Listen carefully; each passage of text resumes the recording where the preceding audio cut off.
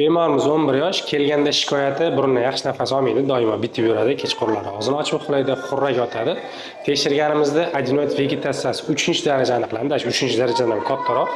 Hozir shuni adenotomiya jarrohlik amaliyotini bajaramiz va burundan nafas olishni tiklaymiz. Ko'rishingiz mumkin, adenoid vegetatsiyasi 3-daraja.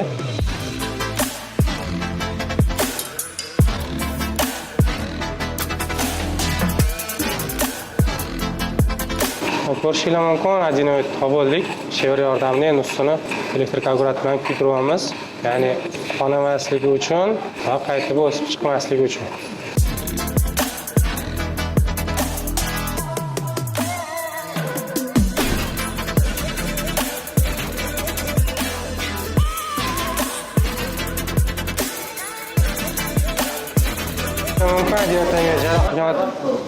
Ko'rishingiz mumkin, adenotomiya jarrohlik amaliyotini bajardik.